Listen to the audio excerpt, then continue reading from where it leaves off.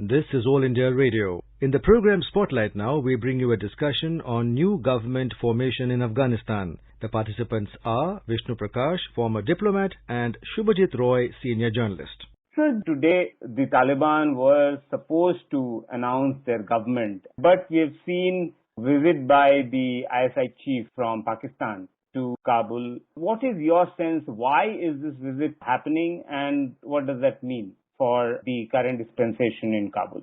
Well, it is quite evident and that Taliban is a creation of Pakistan. Pakistan has nurtured them, protected them, armed them, trained them, and then there are certain groups like the Haqqani group which is completely beholden to Pakistan. And the kind of investment that Pakistan has made in them for 20 years, they have spent treasure, they have put their reputation at stake. And here is Taliban, and the investment has been made because of their hatred for India, the enmity towards India.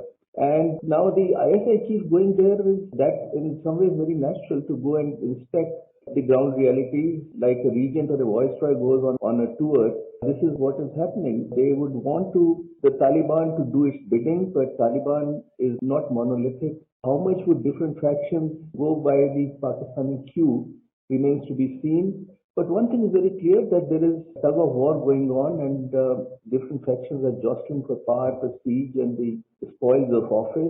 So that is very clear.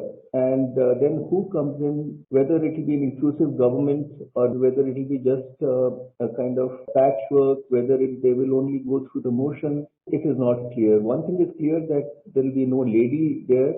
And most of the important positions will be with Taliban, especially it looks like the Kandahar Taliban and the Doha Taliban. Really laying out the context of the current developments in Afghanistan, let us unpack some of these elements. So you mentioned about the Kandahar Taliban and the Doha Taliban. If you could just explain to us who are the sort of key characters, key figures, and what is the difference between these two major groups within Taliban? Mullah Akhundzada, who is supposed to be the spiritual leader, is from Kandahar, and he is the third spiritual leader in the hierarchy after Mullah Omar being the first. The challenge today is that what kind of authority does the spiritual leader actually have? Does he pull the strings of the Taliban or different factions? Does his writ run across the factions of Taliban? And does Rawalpindi pull his strings? Because till recently it was believed that he was in custody of Pakistan. Nobody has seen him. They say he has been in Kandahar. There is no proof. And it is, according to media reports and the experts' opinion, he will be like Ayatollah Khamenei, spiritual leader who will be above everything. And Mullah Baradar is likely to be the president. Mullah Baradar is also from Kandahar. He has been the deputy of Mullah Omar. And he also has been in Doha for a long time because the group that is in Doha, including Shanik Zai, Mullah Omar, and within Taliban, now questions are being asked whether those who are the face of the Taliban should have important positions or those who have actually done the hard work should get important positions. And that is the struggle that is going on. And from our perspective, the most challenging part is the Haqqani group, which is responsible for started the attack on the Indian embassy in Kabul in 2008, seems to be walking away with a sizable chunk of important portfolios. Ambassador Prakash, you very rightly pointed out that, the Doha group is actually much more sophisticated and has the finesse because it has been conducting diplomatic negotiations with international interlocutors, especially the US, for the last at least 3-4 years. The office was opened in 2013, but the serious negotiations started only since 2017-18. But on the other hand, the battle-hardened fighters and leaders from Kandahar in the Haqqani Network are very influential on the ground. So that, you rightly pointed out, would be India's main worry. Now, when we talk about the Haqqani Network, if you could briefly tell us about the Haqqani Network, how it came into being to be this a very, very ruthless terrorist group and has attacked Indian interests and Indian embassy in 2008, if I remember correctly, Ambassador Prakash? Very much so. There is just one word for that, one acronym called the ISI. The Haqqani Network has been nurtured like other Taliban factions, but their special effort has been lavished on the Haqqani Network, and they have worked very closely with the Pakistani ISI, and they are among the hardcore of the Taliban, so much so that even the breakaway group, if I could call it the breakaway group, the Islamic State KP, is also outfit with which Haqqani group works very closely. And they have generally been known for their ruthlessness, for their cruelty, and Indian interests have been one of the big targets of the Haqqani group. Now they say that they have changed, but while one can still think that there is a possibility of some of the other groupings like the group headed by Mullah Baradar, who has got exposure and may have mellowed a bit. I do not see the Haqqani group changing at all. And for them, the jihad that they have waged should give them the leverage that they seek, and that is the worrisome feature for us. Ambassador Prakash, you rightly pointed out Haqqani Network is the concern, and that has, I think, was flagged by the Indian ambassador Deepak Mittal when he met Stanexai in Doha earlier this week, which was the first official contact which was made public between Indian diplomats and the Taliban group. In this kind of a conversation engagement when one is doing with the Taliban grouping, how do you as a diplomat approach such a conversation with whom your country hasn't had an easy relationship in the past? And bitter memories of IC-814 Kandahar hijack and all those incidents. How does an Indian diplomat approach such a meeting and such a conversation? If I were to draw a parallel, no parallel is perfect, but in the same way as we approach a conversation with Pakistan. Now, Pakistan has also from day one been waging war against India, has been a source of fountainhead of terrorism, but haven't we time and again spoken to Pakistan? So similarly, when it comes to the Taliban, I think that the challenge today is that we need to have some kind of a channel of communication with the Taliban, not because any love is lost between us, not because we recognize them, not because we endorse their misdemeanors or their cruelty, but it's a recognition that they are in effective power and they are likely to stay for at least some time. Now, we have two choices, either to say that, look, we will not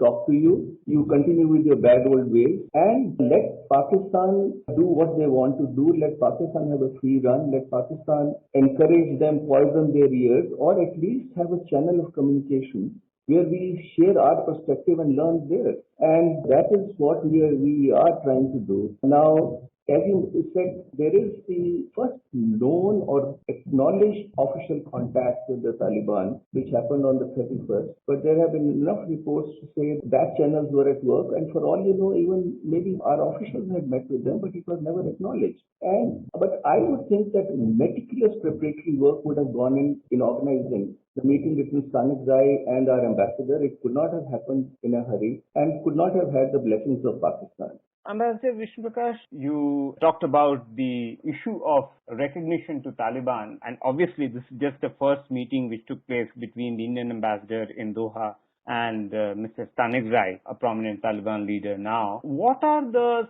issues that India should keep in mind before it grants recognition to Taliban? And how far are we from that situation? You and I both agree that what happened on the 31st of August was the first known meeting. For all we know, other meetings would have been held. Secondly, when it comes to the Taliban, what is very clear is the fact that Afghanistan will not be a democratic country. Afghanistan, especially women, will not have right of equality. It will not happen. Today, the challenge is to make the best out of a bad situation. So what is it? Hitherto, Taliban has evoked or interpreted Sharia in a very cruel and brutal fashion. That is not the essence of Sharia. There is Sharia in Saudi Arabia also. But as in comparison, Saudi Arabia would seem to be a land of virtue. Now, what India would, in the minimum, expect is that at least a modicum of rights and respect should be given to women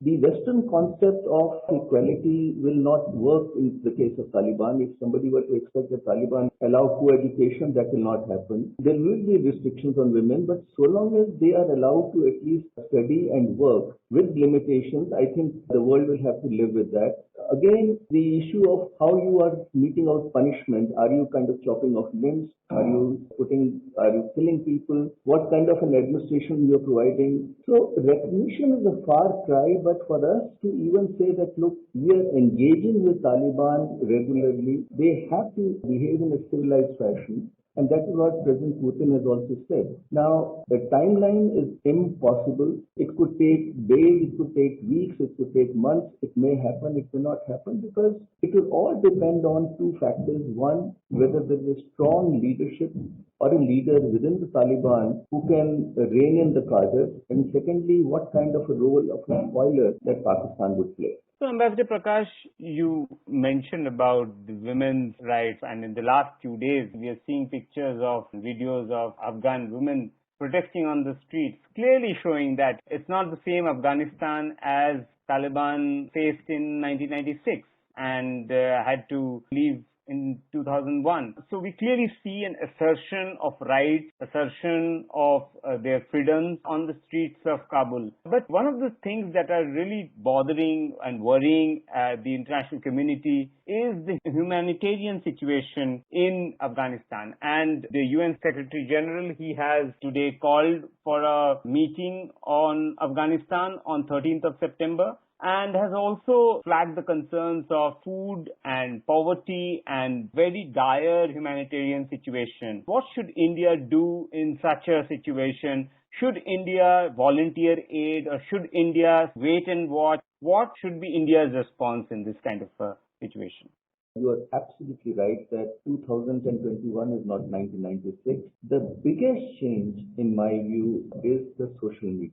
And that is the game changer, because with 70% of the Afghans having mobile phones and many of them being smartphones, the atrocities of the Taliban cannot be hidden too long. So that will help to an extent in moderating their behavior. Secondly, women in Afghanistan are indeed very brave. They have shown what stuff they are made of, but I worry for them. I worry for them because in a normal country, protests would be handled in a manner where peaceful protests should be handled. So I am really worried for the protesters, because once the international attention shifts a bit, I don't know how they will be treated. Lastly, about what India should do. It is indeed there is a humanitarian crisis. Reports are that up to 10 million Afghans have food shortages, water shortages, and so on and so forth. Now, developmental assistance is one thing, but humanitarian assistance is another. I think without any delay, the world, and including India, and I would go to the extent of saying India should either directly, or if there's a UN initiative, and 13th September will be too late, will be 9 days late. Why can't it be done on Monday? Why can't it be done on a Sunday? Why can't the world say, all right, let us distinguish between developmental assistance and humanitarian aid? And why can't humanitarian aid be provided? That's the least the world can do after letting down the people of Afghanistan. And I would be a happy person if India were to take an initiative. That does not mean recognizing the Taliban. That just means that we have empathy for the hapless people of Afghanistan. Do you see the Taliban able to govern for the next 5 years in this country? Well, again, there are no straight answers to it. There cannot be. If you ask me to crystal gaze, one, it will depend on what happens in the Panjshir Valley. Secondly, what will be the role of IS Khorasan province? So, in the normal scenario, it would seem that they will be around for at least some time, I think short to medium term. But there are lots of ifs and buts, and the only certainty is that the people of Afghanistan will suffer, and the rest, the great game will continue. Right. The great game will continue, and thank you so much for that insightful conversation, Ambassador Vishnu Prakash. Thank you. You were listening to a discussion on new government formation in Afghanistan. The participants were Vishnu Prakash, former diplomat, and Shubhajit Roy, senior journalist. This program was produced and presented by the News Services Division of All India Radio. You can listen to it on our mobile app News on AIR. This program is also available on our YouTube channel News on AIR Official. You may email your opinion about this program at airnsdtalks@gmail.com.